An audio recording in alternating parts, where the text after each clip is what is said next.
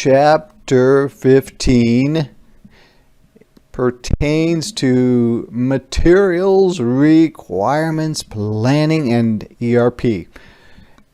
Materials requirements planning is a long name for MRP, and ERP is enterprise resources planning, I think. But the ERP is just a more sophisticated version of the MRP system. It encompasses the MRP plus more. So it's really an organizational-wide system. So it talks about, in an MRP system, a master schedule is created that represents future forecasts and that determines which components and parts are to be ordered and pushed through production. So an MRP system is really about a push system, whereas the JIT uses Kanban to create a pull system. What does the master schedule mean? We'll talk about it briefly in just a few minutes, but really it comes down to it's the list of parts that we are going to build for a certain period of time. Let's say the next month, the next week, depending on how your organization is structured. So it's 50 blue pens, 80 green pens, 120 red pens, whatever the combinations are. It says we're going to produce that. Our master schedule is the end products that we're hoped to be shipping out. And of course, the master schedule. The master schedule specifies the end items, like I said before, or the output, to be produced in an MRP system. So it says this is what our customers are going to need. At least we believe that's what they're going to need. So the master schedule is driven by actual or forecasted customer demand. So what's the difference between actual and forecasted? Actual means that the customer has placed orders. We want so many red pens, so many green pens, so many blue pens. Forecasted is our customer hasn't given us an order yet, but that's not necessarily a concern. But what it does mean is that based on the past, we have found that our customer will probably be asking for these pens, and so we're going to produce them in anticipation, even though we don't have an order. We just believe that they'll do it because the past suggests that they're going to order in the future.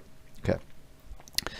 The other thing I want to point out here is essentially all inventories have part numbers. Well, I think, what does that really mean? Let's look at the pen. On the cap of let's say a felt tip pen, you have the cap and you probably have a little clip that is attached to the cap. So if you buy the cap or make the cap, you're going to have a part number for the cap without the clip. You're going to have a part number for the clip. You're going to have a part number for the cap with the clip on it. You're going to have a part number for the pen with the clip on it. So every distinctive piece of the part will have a part number. The reason you have that is if I have to retrieve the clips for the cap, a part number, I have a part number, I say, oh yeah, that part number means it's the clips, and it tells me where to go to retrieve them out of inventory. And if I need the caps before the clips are put on, those have a different part number, so I know where to go to find those. And then again, if I put the clips on the caps, that's going to have a separate part number. So all inventories have part numbers. All parts that are inventoried have part numbers. Essentially, every time you do something to it, it creates a new part number so that you can track it through your system. Okay, so the MRP software explodes the master schedule, and essentially by explodes it says, all right, we need 50 blue pens, 80 red pens, whatever numbers I used before.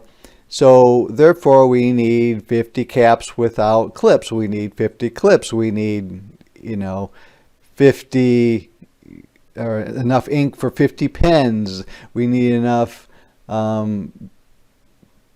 ink reservoirs for 50 pens, and we need enough pen bodies for 50 pens. And so it says, based on this, you're going to need this, this, and this, and you should really make this at this time. You should make these caps at this time. You should make these caps with clips on them at this time, and it tells you when everything should be done. It doesn't always work as smoothly as it sounds. It is a push system. As soon as someone gets a order from the MRP system to make 50 caps, they start making 50 caps, even though the people in the next stage may not be ready for it for a while for a number of reasons. Okay.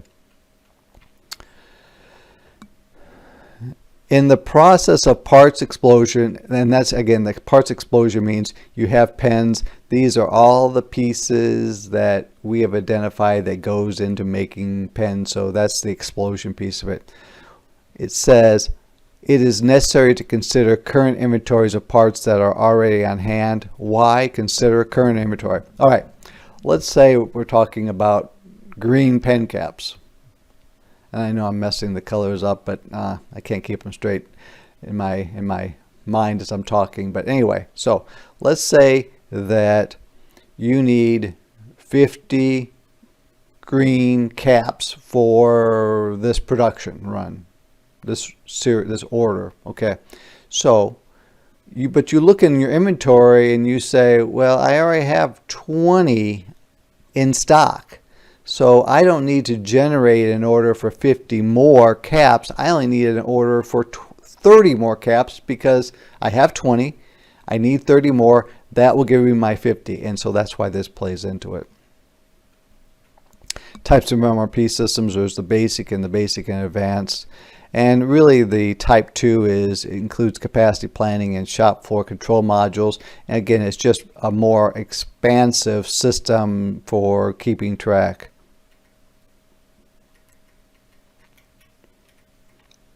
So order point systems, future demand is forecast, similar to the master schedule, which then gets pushed down to the MRP system, which generates orders on the basis of past history. Very similar, but it's really used to replenish stock levels. So you say, when these get to a certain point, we're going to build some more. And that's really what the order point system is about, is when our inventory gets down to a certain level, it triggers us to order some more pieces to produce more pens. Okay, so if MRP does not rely on the history of past demand, why use order point systems at all? Okay, the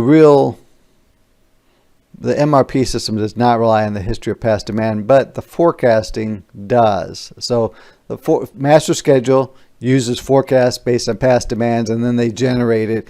But so it really, even though it doesn't rely on the history of past demands directly, it does rely on it indirectly, because the master schedule oftentimes is based on a forecast, which is based on what happened in the past and how that drives what we think is going to happen in the future.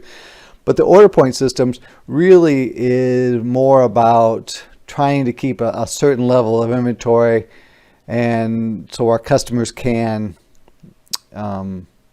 order stuff that they do on a regular basis.